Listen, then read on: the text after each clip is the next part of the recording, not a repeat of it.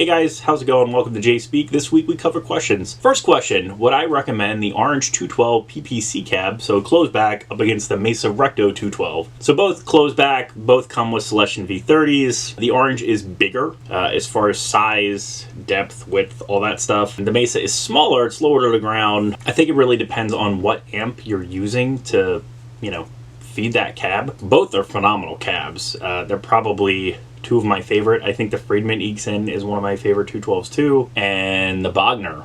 I really like the Bogner 212. Now, the Bogner comes with a creamback and a V30, and the Friedman 212s come with V30s. More V30s than anything, really. If you're using a Mesa or an Orange amp, I find you can interchange the Orange or Mesa cabs. You don't necessarily need to play the Mesa through a Mesa and the Orange through an Orange.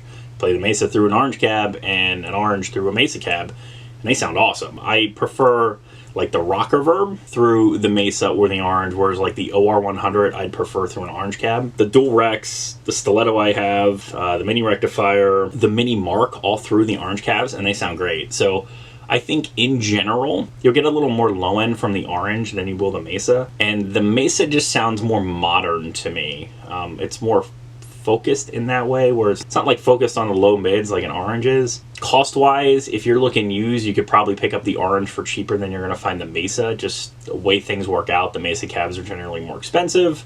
That doesn't necessarily mean they're better.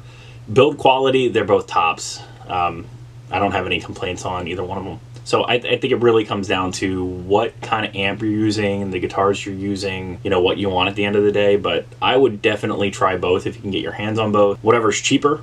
In the end, if you want to give them a go, you could probably find cheaper versions of each one locally. Do some testing. Question 2. For 2000s pop rock, alternative, heavier rock, what would I recommend? The DSL20 or the 2525H? This is a great question. I think you're going to have more flexibility with the DSL. I think the 2525H sounds better.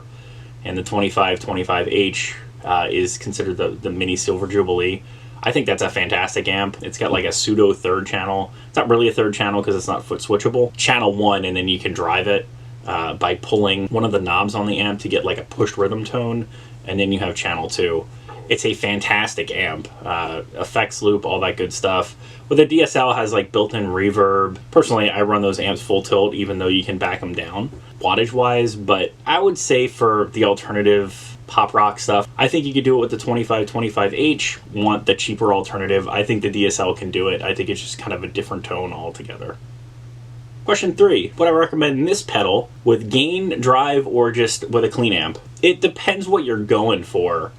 If you want to muff out your gain tone, use it on your channel 2 or your dirt tone, or throw a boost or drive in front of it or something. I generally use these types of pedals, and this one specifically on a clean channel. I'll run it through the Fender Twin, or I'll use it on channel 1 of the BE50 or something. I typically don't stack it on top of another gain. That's just me. You can totally do that. I think you just do what sounds good, right? It's like pedal order.